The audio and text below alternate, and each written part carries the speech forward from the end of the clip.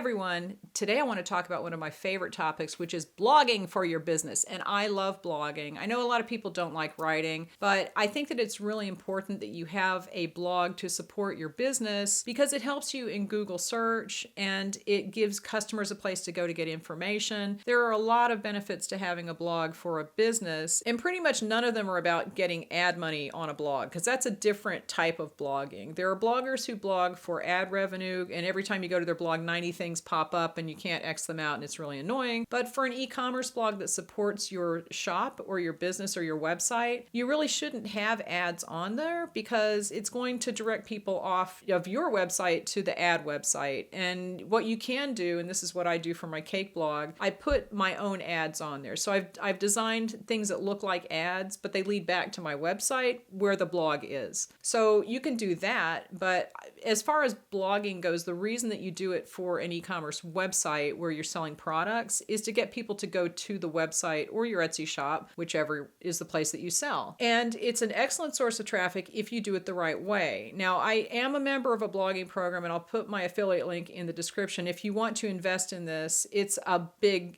thing. And it's mostly for people who are blogging for income. But the basics of blogging for e-commerce are you want to write questions, like you want to write answers to questions that your customers ask you all the time, because that's something that people type into Google to find out. So for example, on my cake website blog, I have answers to very common questions that people ask me all the time. Can I put this wafer paper on buttercream? How do I put it on a cake? Will it dissolve? You know, that kind of stuff. And it's the kind of thing that will help a customer learn more about the product. And then I have links there that take them directly to my website where they can buy. You can do the same thing and direct them to your Etsy shop if that's where you're selling. That's fine. You don't have to have any kind of a checkout on a blog. The blog is just there to get you more traffic for your e-commerce products business through Google search and through Pinterest, because Pinterest is really great for linking to blogs if the blog topic is right for Pinterest. And most of us are going to have topics that are right for Pinterest. There are a lot of ways that you can use a blog, but the main one is just to get additional traffic to your e-commerce business. And it does take time. You have to, it's just like setting up a website. If you want to set up a blog and it's only for your e-commerce website, check to see if your website has a blogging feature, because that's probably the best place to put it on, just to get that Google authority built up on the website itself, on that same domain name. If you don't have a blogging feature on your platform or you don't like it, you can always use Blogger, and people will have a fit when I say that because all the serious bloggers are like, that, don't use that. But you can use Blogger and you can